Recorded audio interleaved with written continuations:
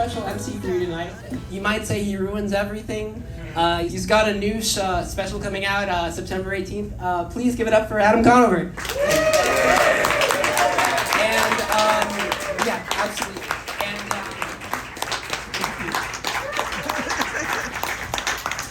And coming up, none other than the creator of the Tick himself, Ben Edlund. The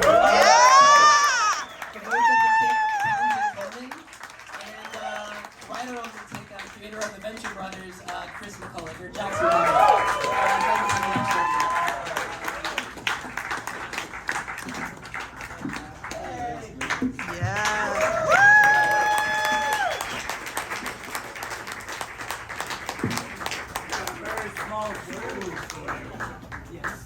Appropriately blue because it's the big blue birthday bash. So. What? I'm anchoring the end. I'm so far away from you guys. I'm anchoring the end. Come over here. One more time for Isaiah, everybody, for putting this together. Yes. That's it. Congratulations to all of you for not watching the debate and being here instead. I'd honestly love to hear the Tick's political platform. So tonight is all about that.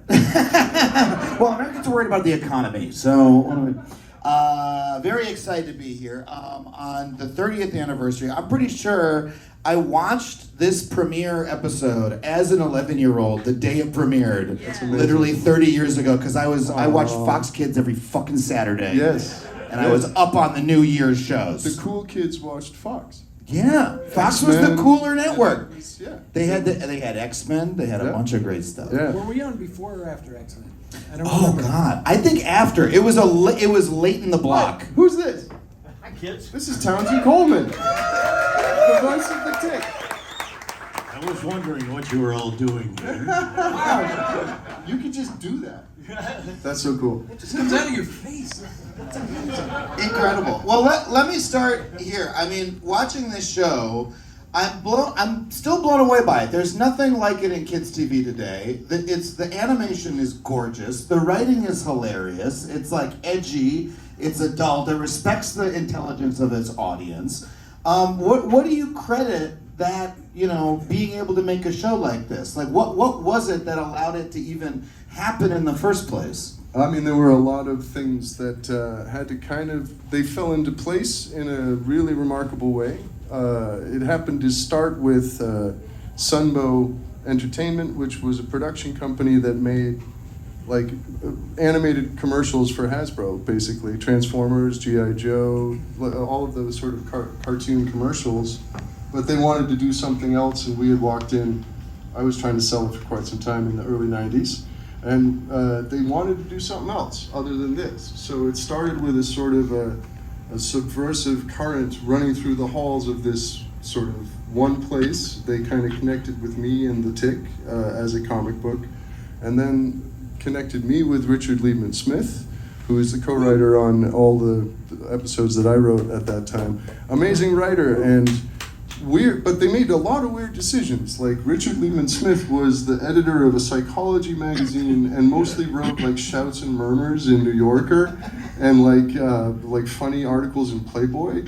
And he had one sitcom experience with an L. Carter sitcom. He was completely out of left field, right? So, and it worked really well. And we just managed to also hit Fox Kids at the perfect time. It was being run by visionary executives, Margaret Lesh and Karen Barnes, who really just, I think actually, secretly, I was quite young at that point, and I think I triggered some kind of, and I don't mean this, I just think they thought I should eat more and stuff. I won their trust by doing this sort of. They liked you, executives who liked an artist. Yes, and they felt for me in some way. I guess I won their pity perhaps, but there was a tremendous level of trust, and they just let this thing be for 3 seasons, and we were able to do. I mean, there were things we couldn't do.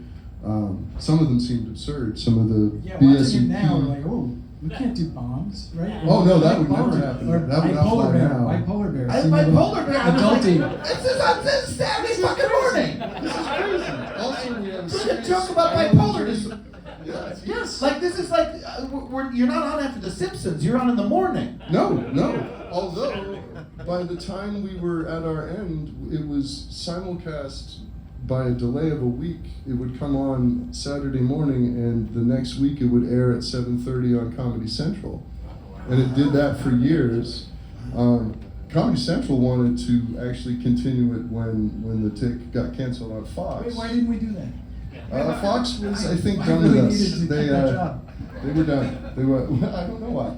I'm not sure. But yeah. Anyway, so it was a lot of factors falling into place which have not returned. I mean, I've not since earned that level of trust from any other. Like, I've got a longer career now. I've got a lot more experience, and I've never had an experience like that. Actually, with us in the back is Randolph Hurd. Randolph Hurd. Randolph is co-wrote Heroes, and it was him who came in and said, "What about a guy who has a pig for a leg?" They're like, "Yes, absolutely, but he's trying to get away from that."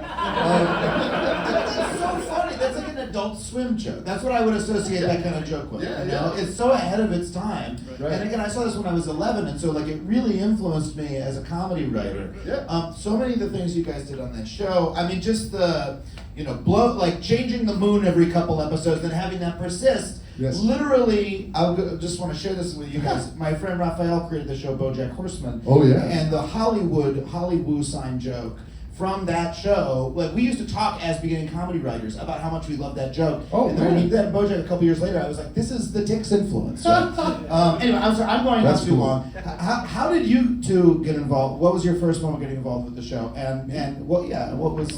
How did you know it was special?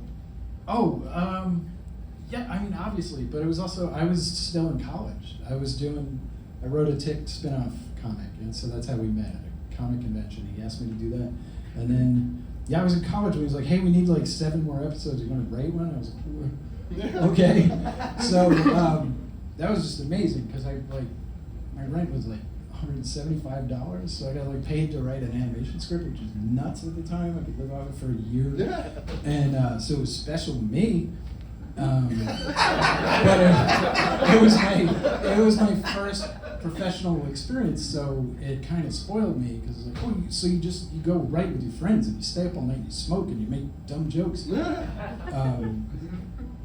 Although your we first script was 72 pages long, and this is not I a didn't know joke. how to It was do it. 18 pages shy of a feature, and we had to stay up all night. And Yes. this was with a brother word processor. We had to literally cut and paste a script to be recorded Well, no, we the next edited morning. it on a brother word processor. I wrote it on a shit out Royal with scissors Electric. and gluing shit Brought it down. to your I was house. scrapbooking the script Yes. at So 5 we in the can morning. fax it to the recording Yes, studio. so that you Yeah. could say the words. Jeez. No, you did great. That was. We're working. Well, tell us what it was like to become the Tick.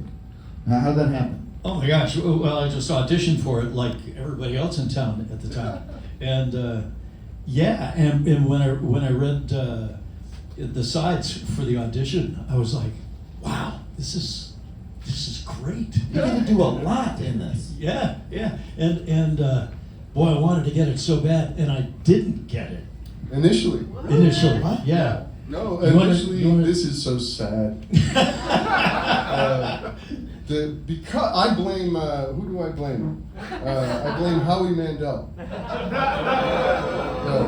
Apparently we can blame him for a number of things. I just blame him for this one thing, is that he was doing Bobby's World, and Fox was like, oh, he does the voice, you should do the voice for the Tick. And I was like, I might be everybody. I might be all things. Maybe I'm a star. I'm going to do the voice for the Tick. And I did a whole recording with every other voice artist. You were the only one who wasn't there because I was impostoring your seat. And then I listened to it the next day. All right, very quickly. I called my dad the night before the recording, and I said, Dad, this is just so you know a little bit about my dad. This is going to be quick. Dad, I'm going to be the Tick tomorrow. I'm going to be the voice. And he was like, you're not the Tick. What? He goes, oh, the Tick has an authoritative voice. but what? I have to record tomorrow. Your voice is more airy. And I went and recorded it and I heard it the next day and I was like, I'm fired. I'm firing myself. This is awful. And then we went back and we were like... So I didn't know any of that. All I knew is that I didn't get it, and I was bummed. And then they brought me back in with a couple other guys to do a callback, and I got it. And I was like, yes, this is great. But I remember my first episode of recording, because they'd already recorded with you, that whole first episode.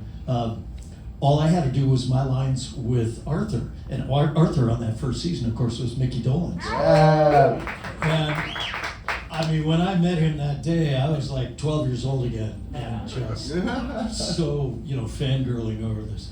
But we did the episode, just the two of us together, and so that was my genesis. And how did you go about creating the voice of the Tick? Like, what went into that? What was your process?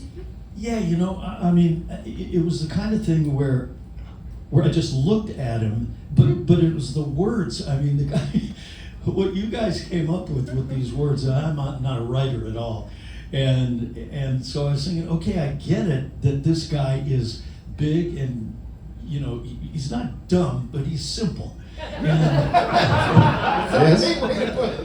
And somehow I got that, and so I thought. There's a little Gary Owens in there. There's a little Ted Knight in there. Jaw probably tells you a lot. What's that? The jaw probably tells you. Yeah, right.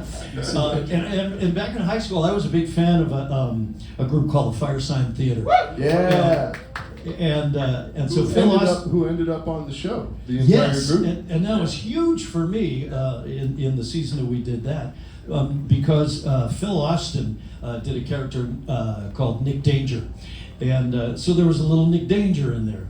And there was a little bit of my own kind of silliness too, but it was the words. I mean, the words just brought it all out. I do though. Watching that video that Doug Caceres did, that amazing music video, and it's like so many different colors on a palette that you're delivering. It's a great way of seeing like a vocal range. I mean, you really connected with that character on some level that still it's I would say perfect.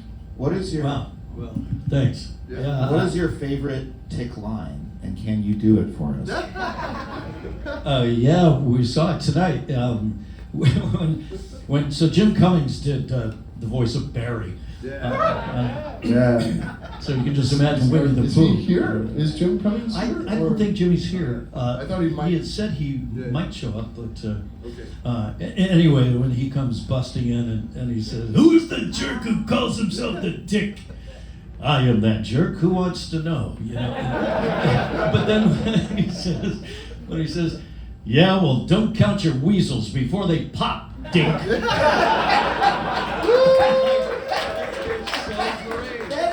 That's music to me. Don't count your weasels before they pop. Dink. Dink's out of nowhere. Just call them Dink for fun.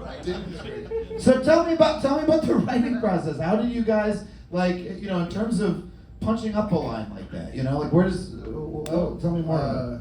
I mean, there's a lot of Tick language that just started with the comic book, and I mean, he's got a sort of he defines his vocabulary in some way. So like Dink is perfect, right? Or neat.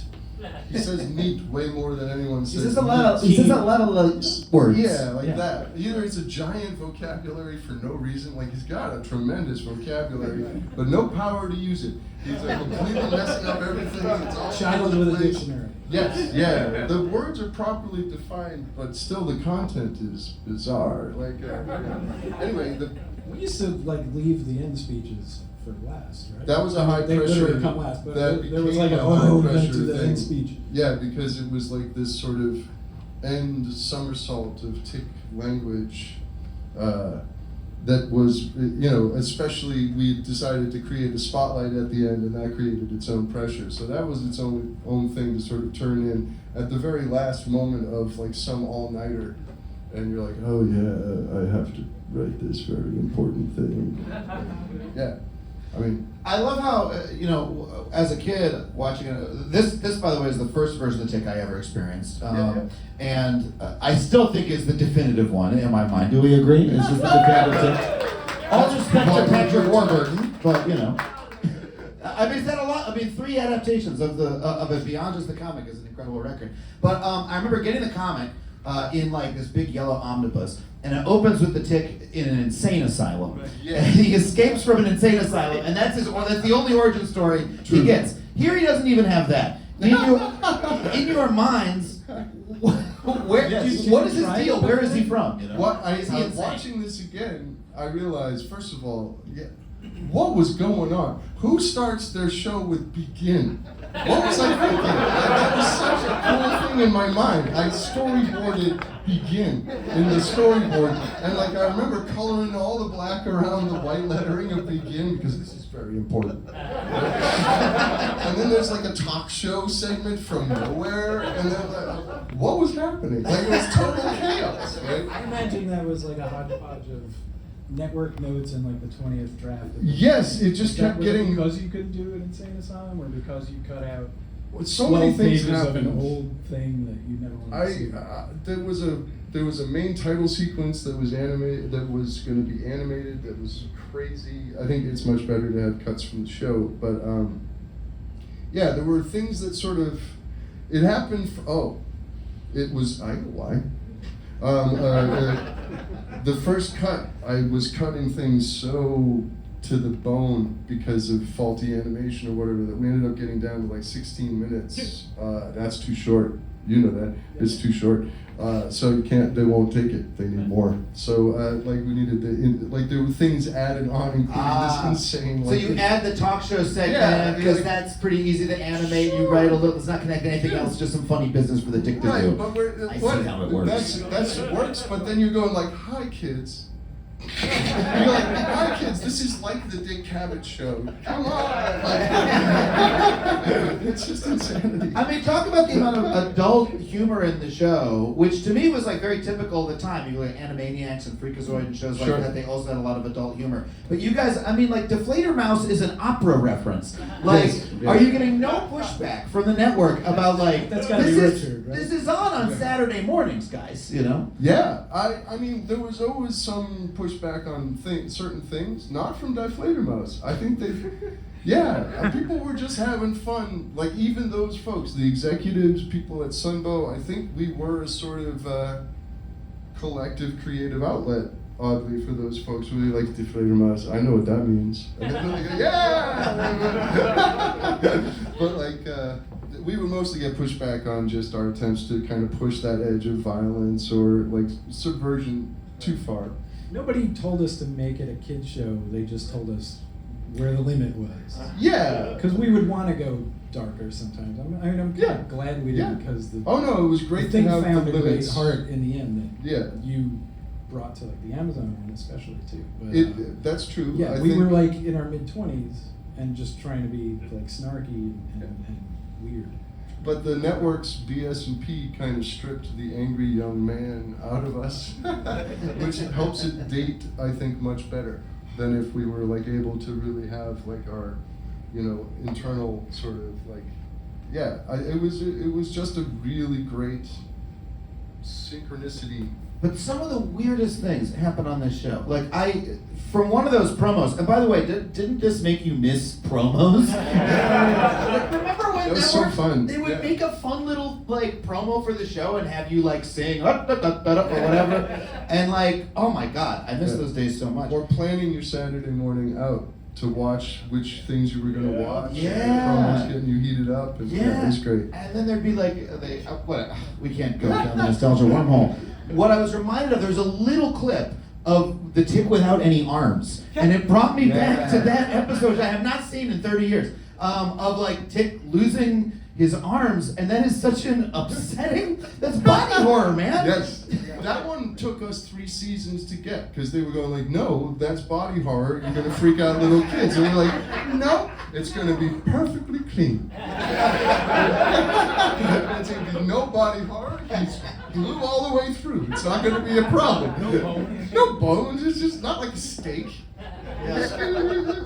But like, Yeah, that was some really great. I love the readings you gave. Two things in that one. First of all, when you were all tasted up for a BLT, let's go to the diner. You have no arms, and you go like, I'm all tasted up for a BLT. He's got no arms. He wants a BLT. Anyway, but then you like call American Maid on the phone, and she's not there, so you have to leave a message, and the message is, we have no arms. We have no arms. I mean, that's like late season Simpsons stuff to me. It's absolutely wild. Tell me about the animation a little bit, because it's such a, like, again, the shot choices. Chris boarded the first 2 acts of Heroes, which was a really hard one. Just to say that you saw something he did. I was also new to storyboarding.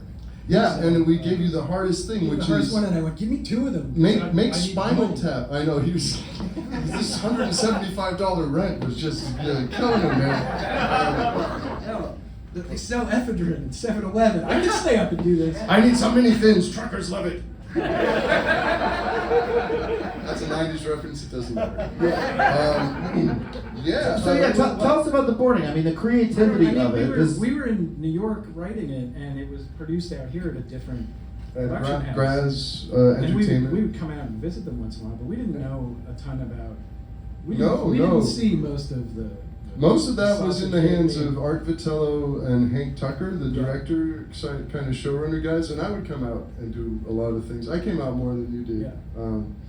I But can't even I imagine did the the editing. design of the models, and I storyboarded the first 4 episodes to sort of set the look, and then. Yeah, but it took, every aspect of this took a tremendous amount of like obsession and like people who were like not aware they were making a cartoon for kids or any, like we were aware it was for kids, but like not aware that there was supposed to be any like limit on the quality of what, like we just burned ourselves to make it. So like, cause it was a very low budget show. It was being animated in Korea at a company called ACOM, which had all kinds of crews all across like China and Russia, and like, so we wouldn't know where parts of the show was sometimes, but like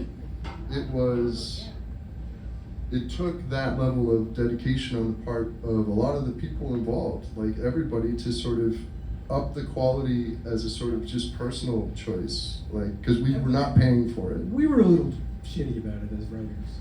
Like, And because we would go, okay, and it's stuff. time, we'd finish a script we were really proud of, and of course you have all this like nuance and all this facial acting and stuff in your head, and these beautiful action shots, and you're time to throw it through the shit window, see it comes back.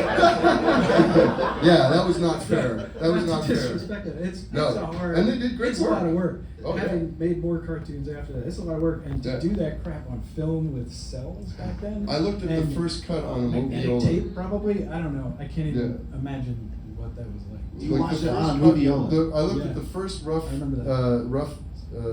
footage from Korea on a moviola and cut the first episode on a Steenbeck.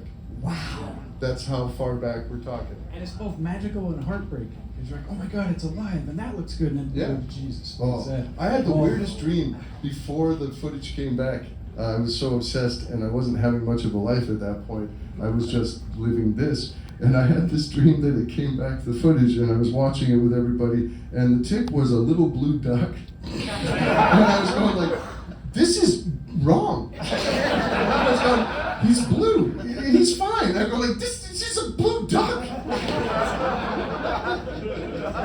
Turned out better than that. It turned out great, actually. I mean, it looks incredible when you watch animation from this era. Whether Yeah. it's like I've watched the old X-Men, I've watched The Simpsons, and you see a lot of the time, oh, there are a whole lot of animation errors, there are a lot of bad models that I didn't notice because I was a kid. This show looks incredible still. Like it really It's got does. a lot of good Yeah, moments. it's pretty good. It was- I think It held up, I thought. Thanks. You designed a lot of the characters, though, right? Because we did. would just draw all the time while we were writing. Yeah, Most of the main I did a lot of the guys model did, stuff. yeah. You did some, and then other folks on the show did too. But it all looks a lot like your comic art. Like, Yes, yeah. there was a unity of style that we managed to achieve, which is why I think it has, I don't know, it's got a look, it's got its own look, Yeah. which not everything back then did, you know. The last thing I want to ask is, before we turn to these guys, is like, after you, there's been 30 years of superhero media, and a lot of it has like taken this angle of like, hey, superheroes, what if they had to drive a car? Like, what are their, what's the low-key nature of their lives? Like, this was how many years before, like Mystery Men, anything like that? Do you guys feel like you were, when that later stuff came out, you go, oh, we were there first, No, I mean, thanks. To me, there was Ralph Bakshi's Mighty Mouse, which was really powerful, and there were a couple of things. It's not exactly connected, but Get Smart. There were these nodes of basically heroic fiction parody and heroic fiction sort of satire of that, and even Dudley Do-Right. Or all the Jay Ward, fractured fairy tales, and there was a history of intelligence inside Saturday morning or kids' cartoons that you could trace and track. And I remember even being a little kid and just going, what is that? That was different. Why? That's nuts. Whatever, is happening, like with Rocky and Bullwinkle, something weird's going down with Rocky and Bullwinkle. Like, who are the people making that thing happen, right? And that's I'm happy that the Tick contributes to that same river, but I would say it is part of a river. That's a beautiful answer. Thanks. I think with that, let's turn it over to you guys. Get some hands. See a hand right there. Yeah. I got a mic. Thank you, LC. Huge fan of the show. My question is for Ben and Chris. And what was your process for creating characters? Because there's so many that had funny names that went with their abilities that were usually play on words and stuff like that. Constant process. Doodling, talking, Terrible shooting portmanteaus all the shots. time. What's that? Terrible portmanteaus all the time. Yeah. Yes. Sometimes yes. Just mishearing a guy say something, and you're like, Yes. did we just say lava? And Yeah. No. Yeah. Well, that's a guy now. It was becoming fixated on puns, and that became a big, and I still can't get over them, and still have all of that. It's and I'll still get a Tick character that'll pop into my head. When you were doing the Venture Brothers, I would call it, you should do Herr Trigger. And he's a German guy. Now you know who got to that. I just need to take credit Yes, for that. and he looks like Klaus Kinski. Yes, yes. He's got a hairy gun, though. I don't care anymore. Just do that. Go and do it. That sort of creation. It was fun to be in that market for those ideas and making up these lunatic critters. Remember how proud we were of Richard for that, right? Baby boom orangutan. Oh, was that Richard? That was Richard. We were like, That is the best triple one we ever entendre. had. Baby Boom Orangutan was a middle-aged guy at that time in a ape suit with three. So he was Baby a boomer, dolls. and he was in an orangutan suit, and he had 3 baby dolls on his belt that he would throw at people while screaming, "It's okay to play with dolls!" And but they would boomerang back to him, so he was Baby Boom Orangutan. We thought that was genius. Oh, no. Madness. Yeah. You could have seen that. Yeah. That drove us crazy because most of the time we would do something nuts and Richard would go, "Oh yes." The new Must be comedy. the new humor. Yeah, that must be the new comedy. Another question over here. Wait, one real quick. You didn't know this is his birthday party, so you get to award for asking such a Yes. great Prize for question. Yes, actually. Oh, free Tick book if you ask a question. All right, well, Or if it is a good question. this fella right here has a question. You bring a microphone, or you can just shout. whatever. Hey, no, I don't have a job if I don't give a microphone.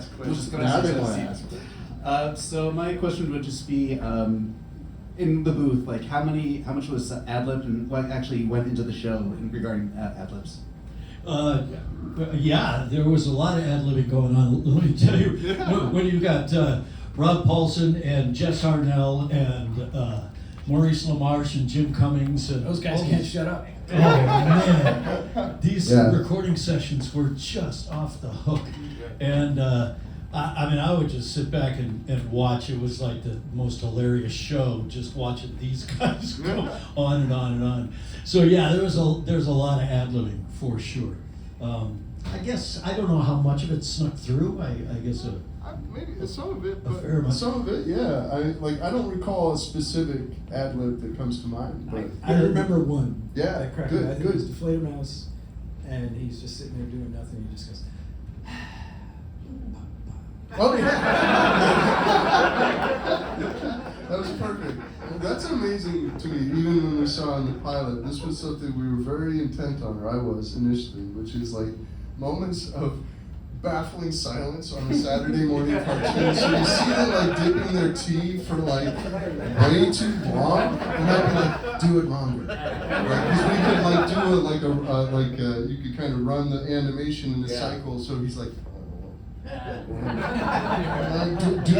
longer. And your episode's coming in 10 minutes too short. Had nothing to do with that. Yeah, we're gonna have to do it longer. You have any? by the way, this is the only time anything ever came in short. Yeah, it was usually. We always had to cover Oh, 5 so minutes. we cut such cool stuff out of that show. Any good stories of things happening in the booth? Anything that comes to mind? oh gosh. I don't mean to put you on the spot. Mickey No, told I'm good not- stories. What's that? Mickey told good stories. Mickey did tell great I don't want to stories. lead your anecdote. Yeah, no, I mean, I don't have one. I there's hilarious stuff going on every single session. I'll tell you, one of my favorite parts of the recording sessions were, so we would show up, say 9 o'clock in the morning, and you get your coffee and donuts and start chatting with your pals, and they would hand you your script. And we would take that time to go through the script and highlight our lines, get a sense of where the episode was going. But it got to the point where I loved the Tick's rant at the end of episodes so much that when I would read through the script and highlight my lines, I would get that last page or two that had the rant on it, and I wouldn't read it. And not until we went into the studio to actually record, and when we did that first pass, when I got to that page, then I would see for the first time what I was about to say. And as I started getting into it, my eye would scan, a few words ahead just to see where this thing was going. And in the back of my mind, I'm going, no way, no way, no way, no way, no way. And then just build upon that. And I think that those are the takes that very often, Right. It's the take of you reading it for the first time. Yeah. That is so beautiful. And thank you. That's exactly the kind of story I wanted. Isn't that wonderful? Isn't that great? That's great. That's so beautiful. You got it. Beautiful. Season 1 and Season 2 on DVD. Here you go. Oh, wow. DVD. Where's season 3? Over here. Right. Let me get the mic down here. The lady in the blue tick shirt. Hello. Appropriate wear.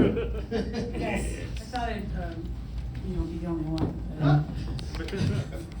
I have a question about the several iterations of the Tick on film. So you've got the first cartoon and the 2 live action.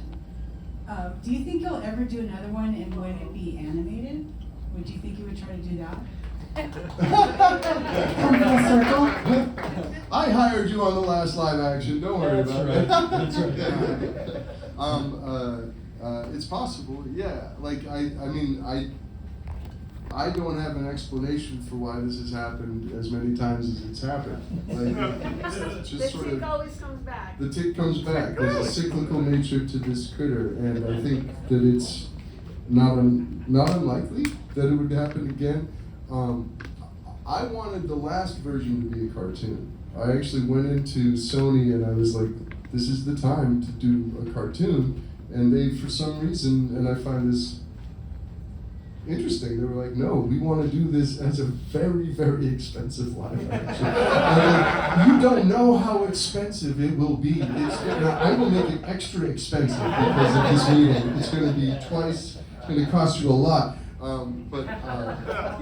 I thought that there was, at that point, it was the time, and it probably, had it been a cartoon, it would likely be on the air still, because it would have cost the right amount. It would have just cruised under the radar. So that model is something I think about sometimes, but the cycle is sort of defined in part by superhero culture, and we're in a place where the predominant sort of, I'd say, voice of superhero, I would think The Boys is sort of like up there in terms of like defining where we're at. It's done by actually a friend of mine, Eric Kripke. I used to work with him on Supernatural, and he's doing a great job. You know, I mean, The Dark, I wouldn't do that show in the way that he does it, because that's not me, that's him. It's great, and it's part of what's evolving, and you know, the weird things that are happening in superherodom, in the sort of cinematic universes as they sort of kind of collapse in on themselves after all of this time of being what they have been, that there's going to be a new period. Musical! Musical is not impossible. I still have the stage musical rights.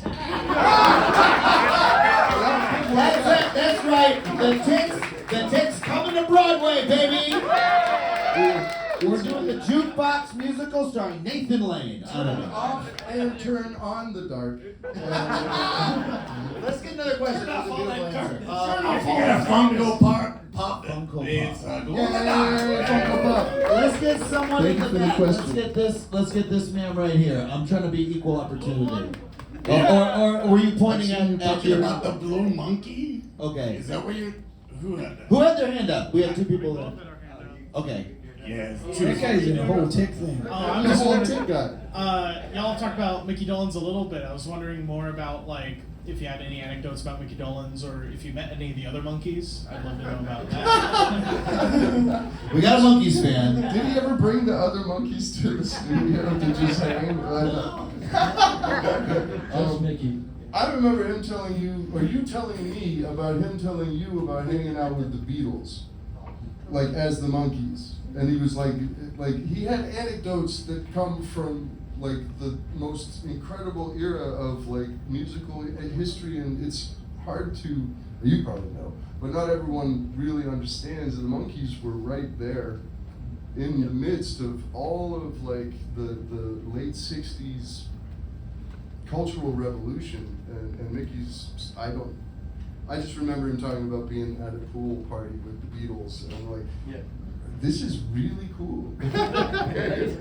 Yeah, and I remember working, well, that first day that I worked with Mickey on the first episode, we got to chatting afterwards, and I didn't realize how smart this guy is. I mean, he's quite a scientist and knows his stuff, and so I asked him after the recording session, I said, well, what are you doing now? I mean, are you still touring? Are you doing what? And he looks at me and he just says, the web, man. 1994. You gotta understand, this is August of 1993. Yeah, 93, right? It's before he came out. And so I just looked at him and I said, the what? And he said, the web, man. You know, like I should know what this was. And he could tell that I was completely dumb about it. And he said, the internet? The web? The internet? And I'm like, It's the no, future. I got nothing. So imagine he's trying to explain to me what the internet is, trying to explain the internet to somebody who's never heard of it before. To the Tick, he's trying to explain to the Tick. So, yeah. But can you see it? And and so after that, I went out and I got my first computer and got on this thing called the internet. And that is how the internet got started. Isn't that incredible? It's all because of Mickey Dolenz and the Tick. Okay, we got time for one more Right, question. we got a signed copy of the comics there. Well, complete comic book. Wow. Okay, all right. I'm gonna go you right there. Right here. Memory wave shirt. I was wondering, is there anything the network made you cut out where you're like, I really wish I could have put that in? Best question. Yes, they cut the whole fourth season. Was that Randolph? I think that was Randolph. And we had like 4 or 5 scripts that we had written for the fourth season. But that's not the spirit of your question. I mean, who knows 30 years ago? Yeah, no, we were Still best about that I joke. wish you would have asked us that in about 95, because we would have this big, long, very important list. Randolph, you got any? Yes, and what did they cut? And do You you seem like remember? a guy who'd hang on to that. Where are you? Are you asking me? Yes. Well, Dave, you spoke up. No, I mean the problem was us, especially you and I, Chris, when we would write scripts at night, very late, and we would think, oh, this is too long, and we'd say, okay, so let's make the point size smaller, and they won't know that it's longer than it should be. And then it would come back animated and be 5 or 6 minutes too long, and then we'd be like, oh, that's really messed up. We screwed up. How did that happen? That was the kind of cut I think that was more painful. Oh for us. yeah. No, I remember a lot of BS&P cuts. I mean, okay. At some point, we weren't allowed to use the bomb. Right. No. After a certain point, we weren't allowed to. Well, actually, after the first appearance, we weren't allowed to use the Midnight Bomber or bombs at midnight, which is probably appropriate. But like, we were like, no, what? We were, 9/11 won't be for years. It's crazy. What are you talking? What do you mean bombs? They're funny. Bombs are funny. Terrorism, you know, it's fun. It's a good time. It's just self-narrating and blowing shit up. Give us one story you remember from season 4 to round us out. Do you remember anything? Oh, well, okay, very quickly, let's see. The Tick and Arthur were evicted from their apartment, and they ended up, the only place they could live for a while was in the zoo, where the Tick had to dress as a polar bear, and Arthur had to dress as a penguin, an emperor penguin. And it was like, and so they were constantly arguing in their new apartment as a polar bear and a penguin. that was crazy. And then they moved in with J.J. Vato. Yes, and then Rita. they were awarded Barry's mansion. Right. So they did the thing from the comic book where they got all this cool stuff, and Tick became a fascist for a while. That was a problem. And then Skull Canada. Skull Canada, written by Randolph, where like Tick this versus guy Skull named Canada. the guy named the Bald Skull, who lives in this little state between Canada and America called Skull Canada. And he's like the Red Skull, right? And but he's the Bald Skull. Or the toupee. Yeah, you're gonna need more than a toupee to cover up all that ugly. You're going to need a 3-pay? No. Or was it? You're gonna need a whole face paint. You're gonna need a whole face paint.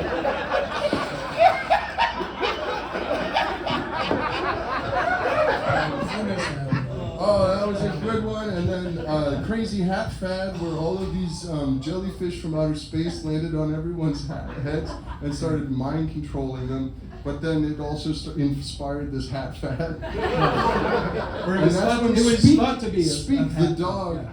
wore one hat that was angry at the hat that was being worn by Mayor Blank. Yeah. So It was they went at warring this like, factions of yeah, aliens. and they That just took went over at it, and so everybody. Speak was going at it with the mayor, and they're like, Yeah, it's cyber legs. and It was stuff nuts. Like that. It was nuts. That was such a good one. We wrote that one, didn't we? Micro Vikings, a lot of stuff. What does our question asker win? We get a projectile human bullet action figure. Okay, we gotta wrap it up there. Wrap it Thank up. you guys for these incredible questions. Thank you. I can't thank you enough for letting me host this. This show meant Thank so you, much to Adam. me, and it's a thrill to be here. I'm sure it's a thrill for all you guys. One more round of applause for our incredible panel. And I'll end it over with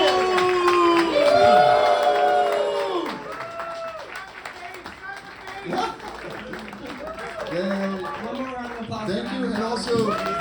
thank you for Adam. And thank you, Isaiah. Thank you, Isaiah.